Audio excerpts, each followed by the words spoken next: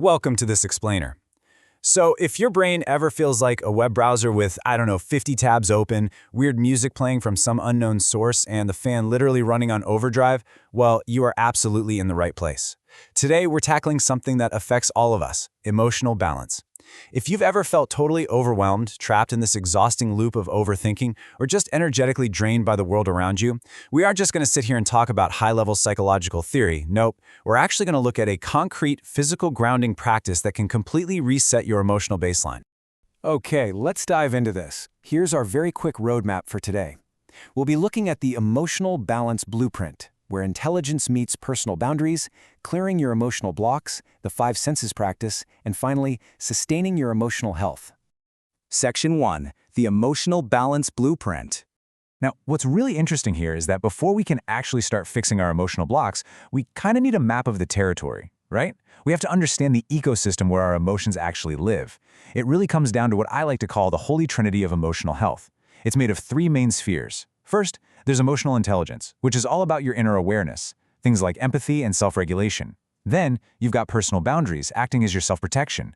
And hovering above both of those is societal emotional norms, which represents the external world. These 3 forces, they are constantly interacting and negotiating with each other just to keep us stable. So what happens when those 3 spheres are in perfect alignment? Well, we achieve healthy emotional functioning. And really, this is the ultimate goal. It's that beautiful sweet spot where your internal awareness perfectly lines up with social harmony. You're able to authentically express yourself, but you do it in a way that fosters mutual respect and stability within your community. It's a win-win. But we absolutely don't operate in a vacuum. Societal norms act as these massive external guardrails for our lives. They determine what cultural display rules apply, what expressions are actually acceptable, and how our specific social roles or the hierarchy of any given situation dictate our behavior. And sure, they constrain us, but they also guide us. They're what allow us to actually function in a wildly complex society without just being in constant conflict with one another. Moving right along, Section 2, Intelligence meets Personal Boundaries. And this brilliantly illustrates a really dynamic relationship going on under the hood. On one side, emotional intelligence acts as your enabler. It gives you the internal skills to even recognize what your needs are. On the flip side, personal boundaries act as your protector. These are the literal limits you put on your time, your physical space, and your mental energy. When your boundaries get tested by the outside world, they send feedback straight back to your emotional intelligence, basically telling it to adjust. It's this continuous informational loop where they constantly inform and support each other. So, what actually ties all of this together? Well, the source material highlights that self-regulation is the absolutely crucial link. When we have high self-regulation, we can successfully ward off excessive, mixed, and just totally out-of-place energies. But let's be real for a second. Sometimes this entire system just gets totally jammed. Life throws negative energy at us, we get super stressed out, and our protective boundaries weaken simply because our internal self-regulation is overwhelmed. All right, Section 3, Clearing Your Emotional Blocks. Okay, let's bring this down from theory into physical reality. Because when that internal system jams up, it actually manifests in our bodies. We're talking incessant overthinking, panic attacks, irregular sleep, and those exhausting circular mental patterns that just run on a loop. So what does this all mean? How do we actually clear the emotional blocks that disrupt our healthy functioning? How do we finally break that loop? So the crucial point is this. To fix it, we literally have to get out of our heads and back into our bodies. The solution presented in the sources is achieving instant grounding. By using a targeted body scan and very specific sensory inputs, we can actually trigger the release of stored emotions, energy that gets physically trapped in our stomach, our chest, and our head. Which brings us to Section 4, the 5 senses practice. I'd love for you to mentally walk through this with me right now. The source material emphasizes that your physical setup is absolutely vital before you even begin.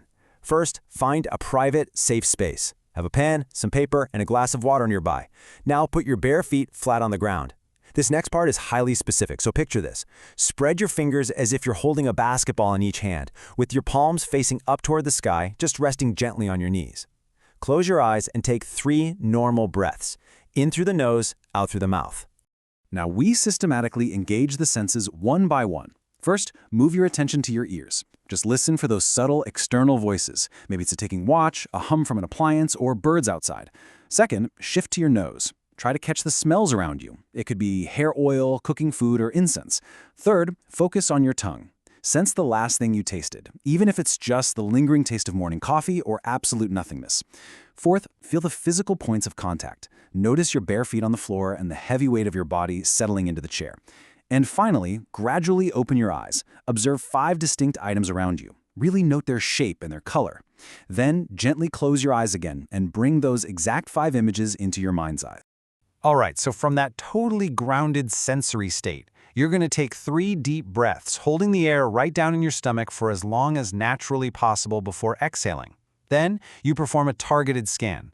Check your stomach for any numbness or weird sensations, move up to your chest and just check your palpitation speed. Then, move up to your head and check for a feeling of heaviness or lightness. Once you've done that scan, the instruction is just to remain in this calm, peaceful state for 2 to 3 minutes. Just let that natural clarity and effortlessness emerge. Let's move to and see how this builds into waking the body back up. We call this physical integration. You don't want to just jump up and immediately check your phone. Instead, gently open your eyes and rub your palms together 8 to 9 times until they get nice and warm. Spread your fingers and clap 10 times quietly. Then, keeping your fingers together in a flat posture, gently rub your face 3 times in a circular motion. Oh, and there's actually a fantastic optional tip here too. If you're feeling exhausted or overwhelmed at this point, just cover your eyes with your palms, slide them sideways so you can open your mouth, and forcefully exhale 3 times in a row. Finally, Section 5. Sustaining your emotional health. Okay, doing this practice once is awesome, but how do we turn it into a life-changing habit for long-term psychological safety? Well, that's exactly where the pen and paper come in.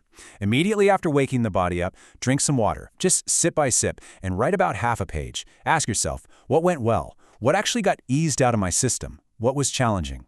You see, writing about the experience practically locks in the benefits. The sources note that once you're done journaling, you are completely primed for what they call aware mode functioning as you go about your day. And here it is, the magic number, 21. Doing this exact practice for 21 days is what it takes to systematically clear out those negative energy blocks. The source material states that this 21-day commitment actually helps do away with nightmares, irregular sleeping patterns, panic attacks, and those persistent anxieties that have been throwing your emotional regulation completely out of whack. Logistically speaking, you're going to want to aim to practice this once in the morning to set your baseline, and if you have the time, do it once in the evening after work to shed the energy of the day. But please take note of this very specific, absolutely crucial rule. Never do this right before sleeping. It activates your awareness and releases stored energy, which is incredible for your waking life, but it's absolutely the last thing you want right before hitting the pillow.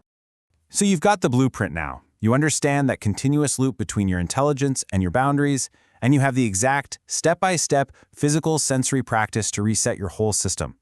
Are you ready to clear your emotional blocks and commit to 21 days of aware mode functioning? Grab a pen, take off your shoes, and let's start that journey today. Seriously, ask yourself, what could your life look like if you finally stopped carrying around everyone else's energy? Thanks for joining me on this explainer, and I'll catch you next time.